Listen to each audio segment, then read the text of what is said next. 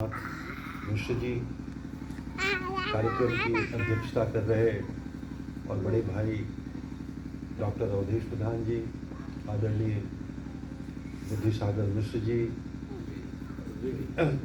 द्विवेदी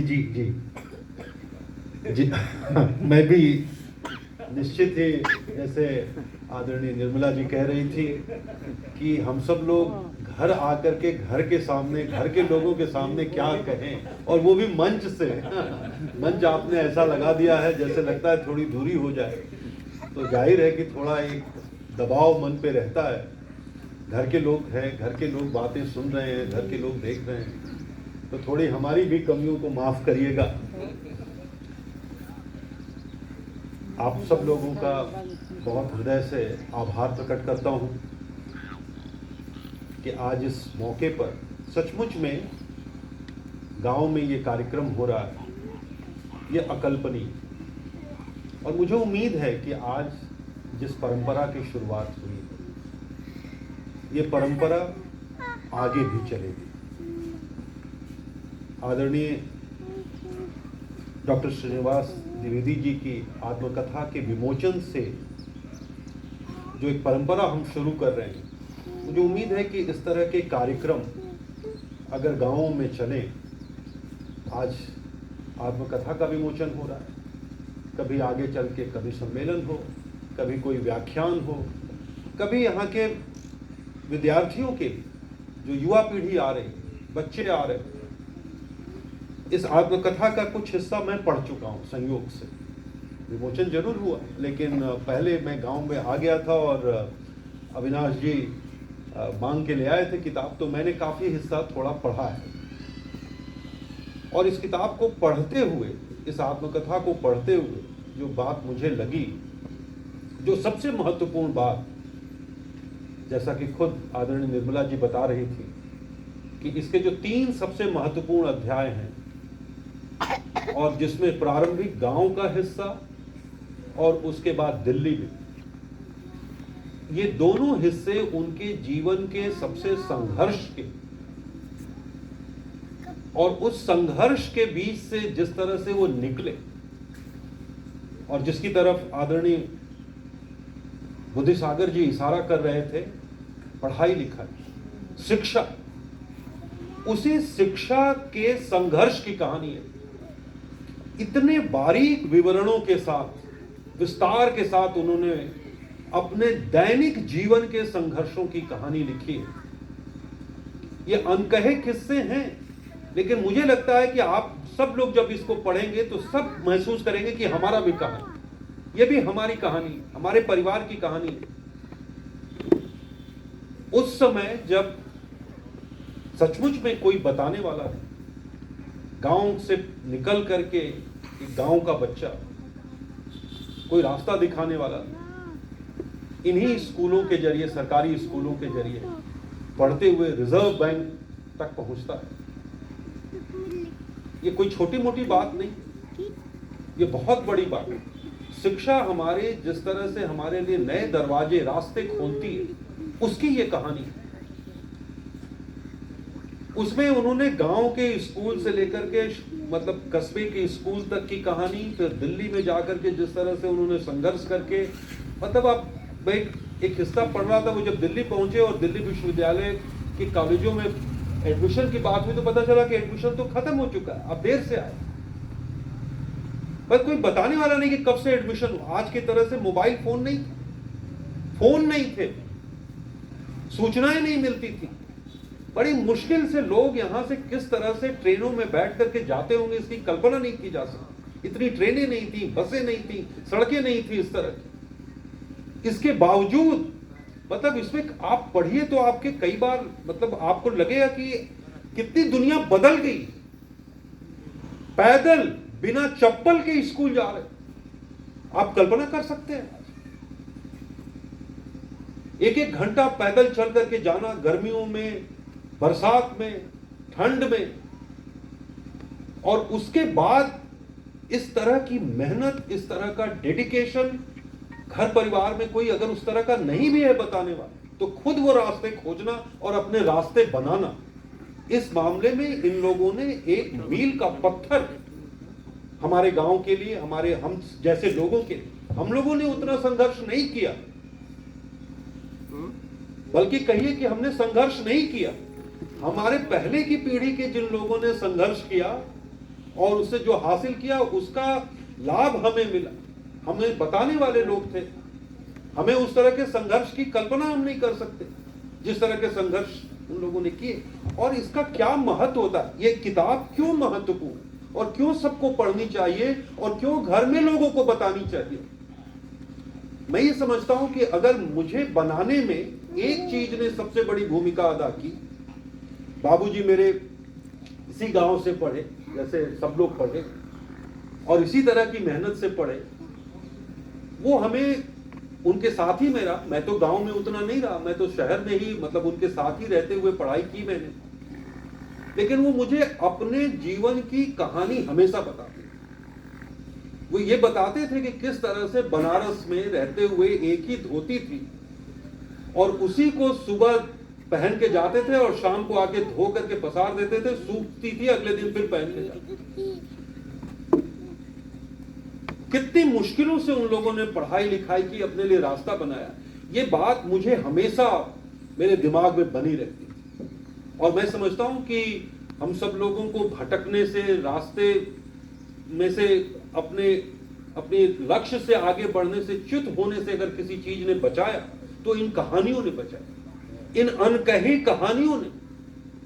आज के लिए जो अकल्पनीय कहानियां हैं ये सभी बच्चों को पढ़नी चाहिए, जानना चाहिए कि ये जो कुछ हमें मिला है आज, जितनी सुविधाएं मिल रही हैं, जितना हमारे सामने समस्याएं नहीं हैं, वो किनके संघर्ष के कारण। और इसलिए ये कहानी महत्वपूर्ण, और इसीलिए जैसा कि मैं समझता हूं कि उन्होंने बिल्कुल, जिसको कहा जाए कि आज की इस बातचीत का जो सबसे महत्वपूर्ण पहलू है शिक्षा, उसकी तरफ आपने इशारा किया। मैं समझता हूं इससे ज्यादा आज के इस किताब का और उनके अनकही कहानियों का दो हिस्सा, दो पूरा कम से कम आधी किताब उनके इसी पढ़ाई लिखाई और उससे जुड़े हुए संघर्षों पर, किस तरह से उन्होंने, मतलब एक एक बारीक विवरण है और किस्सा गोई तो अद्भुत है। मतलब आप पढ़ेंगे तो लगेगा जैसे कि एक दैनिक डायरी, और कैसे उन्होंने इतना याद रखा होगा सब, एक एक डायरी की तरह कहानी, मतलब रोज की डायरी है, अपने स्कूल के दोस्तों की कहानियां हैं, समाज के हर तरह की।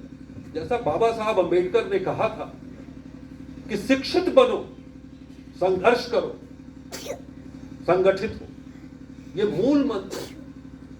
अगर आज हमारे गांवों को, ये बात बिल्कुल सही है कि हम सब लोगों के अंदर एक गांव जिंदा रहता है, पर जैसे समय बदल रहा है, समाज बदल रहा है, गांव भी बदल रहे हैं। और आज के समय में जो शिक्षा की रोशनी, बहुत सारे लोग कहते हैं इन 75 सालों में कुछ नहीं हुआ, जो हुआ सब पिछले कुछ सालों में ही हुआ। आप इस किताब को पढ़ेंगे तो आपको अंदाजा लगेगा। उन्होंने इसमें इसका विवरण दिया कि किस तरह से स्कूल में टीकाकरण कार्यक्रम चल। आज जो हम महामारियों से मुक्त हुए, लोग पहले कितनी कम उम्र में उनकी मृत्यु हो जाती। भारत जब आजाद हुआ, आजादी से पहले पैदा हुआ, और आजादी जब मिली तो उस समय औसत आयु कितनी थी इस देश की? 32 वर्ष। अधिकांश लोग अपने पोतों का मुंह नहीं देख पाते थे। वहां से लेकर के इन 75 सालों में जहां हम पहुंचे, जिसमें गांव से लोग निकले, शहरों में गए, उनको अपॉर्चुनिटीज मिली। आजादी के बाद ही यह संभव हुआ कि इतने सारे लोग गांवों से निकले और उनको अपॉर्चुनिटीज मिली, काम का मौका मिला, और उन्होंने अपने परिवारों को संभाला, गांव को बदला, गांव में नई चीजें लेकर के आए। चाहे वो टीकाकरण का कार्यक्रम हो, स्कूली शिक्षा हो, कृषि में आया हुआ परिवर्तन हो, ये सब की झलक इन अनकही कहानियों में है। वो साफ साफ ये बात कहते नहीं, लेकिन अगर आप इन कहानियों को पढ़ेंगे तो आजादी के बाद जिस तरह से भारत बदला है, हमारे गांव बदले, गांव में बदलाव, कुछ अच्छे बदलाव हुए, कुछ बुरे बदलाव हुए, उनकी तरफ भी उन्होंने इशारा किया कि क्या अच्छे बदलाव हुए हैं और क्या बुरे बदलाव। जिस तरह से खान पान में परिवर्तन आया, जिस तरह से अनाजों का उत्पादन बढ़ा है, इस देश में जितने अकाल पड़ते थे, इस देश में जिस तरह से अमेरिका से गेहूं का आयात होता था, इसमें आप कहानी पढ़ेंगे तो आपको पता चलेगा। आज इतना गेहूं पैदा हो रहा है, उन्होंने कहा कि उस समय गेहूं होता नहीं था, और गेहूं आटा, मतलब उन्होंने जो लिखा है इसमें कि आटा जब कोई अतिथि आते थे या कोई पर्व त्योहार था तो उस समय ही आटे का पूरी और बाकी पकवान बनते थे, या पूजा पाठ में गेहूं का, हाँ गेहूं का मोटा अनाज पैदा होता था। ये और बात है कि आज मोटा अनाज ही फैशन में है, वीआईपी लोग खा रहे हैं। बिल्कुल सही बात कह रहे हैं, शहरों में आज सबसे ज्यादा उसी का फैशन है, लेकिन एक समय वो गरीबी का नतीजा। हमारे गांव में उतना पैदावार नहीं होती थी, जितना पैदावार बढ़ी है, जितना बदलाव आया है, इन सब कहानियों का जिक्र इसमें है। और इस मायने में मैं समझता हूं कि ये एक गांव का इतिहास भी है। उन्होंने गांव के पिछले इतिहास के बारे में भी बताया, 200-250 साल पुराना इतिहास। गाजीपुर को भी उसमें उन्होंने शामिल किया। गाजीपुर को भी एक तरह से, जैसे आप देखिए कि गाजीपुर के ही राहिब मासूम रजा थे और उनका उपन्यास आधा गांव पढ़ी, उसमें वो गाजीपुर का जिस तरह से जिक्र कर, मैं समझता हूं कि इस उपन्यास, इस आत्मकथा में भी गाजीपुर जिस तरह से आया और गाजीपुर का जो के अलग अलग पहलू, उन सब का जिक्र उन्होंने विस्तार से किया। लेकिन फिर से आज का मौका हम अपने मुख्य अतिथि को सुनना चाहते हैं, उनकी कविताएं सुनना चाहते हैं, और ये हम लोग नहीं छोड़ सकते, इसलिए आज मेरे लिए बोलने का समय नहीं। लेकिन हम जरूर ये चाहेंगे, निर्मला जी हैं, हम सब लोग, बुद्धिसागर जी हैं, आदरणीय डॉक्टर अवधेश प्रधान जी हैं, शिवमूर्ति जी हैं, आदरणीय हैं, आप सब लोग, हम सब लोग गांव के, आप सब लोग हैं, कुछ इस तरह का करें इस गांव में कि नियमित रूप से इस तरह के कार्यक्रम होते रहे। आदरणीय डॉक्टर श्रीनिवास द्विवेदी इस गांव के पहले पीएचडी, उनकी स्मृति में हर साल कुछ इस तरह का हम आयोजन करते रहे। हर साल उनकी स्मृति को लोग जाते हैं, उनकी याद हमें बनाकर रखनी है, उनको एक प्रतीक पुरुष। नहीं तो आजकल के बच्चे किसको अपना आदर्श मानेंगे, किसको रोल मॉडल मानेंगे? हमारे रोल मॉडल होने चाहिए बुद्धिसागर। इस गांव के बच्चों को पता होना चाहिए इनके बारे में, तभी उनकी तरह बनने की कोशिश करेंगे और आगे बढ़ेंगे। तो मैं ये समझता हूं कि इन सब लोगों को हमें आगे रखना है। बच्चों के लिए भी हम कुछ वर्कशॉप करें यहाँ, उनको बताएं कि उनके करियर में क्या क्या वो कर सकते हैं, क्या क्या पढ़ाइयाँ कर सकते हैं, किस तरह के रास्ते पर जा सकते हैं, किस दिशा में जा सकते हैं। इस तरह के कार्यक्रम हम करें। बच्चों के लिए अगर कुछ हम और कर सकते हो तो वो भी करें। हम सब लोग छुट्टी लेकर के आएं। अगर गांव ने हमको दिया और हमारे अंदर गांव जिंदा है तो हमें गांव को भी कुछ वापस करना, क्योंकि गांव ने हमको बनाया, इस मिट्टी ने हमें बनाया है, तो इस मिट्टी का जो कुछ कर्ज है वो भी हम वापस करें। और जो कुछ भी हम कर सकते हैं, आप सब लोग जो आग्रह करें, जो कहें हम लोगों से, हम सब लोगों के सर माथे, उसको हम लोग जो भी जहां तक सामर्थ्य है वो करने की कोशिश करेंगे। इस गांव के स्कूल को भी अगर बेहतर करना हो, उनके शिक्षकों से संवाद करना हो, किस तरह से पढ़ाई में परिवर्तन होना चाहिए, उन सब पर हम बात करने के लिए करें।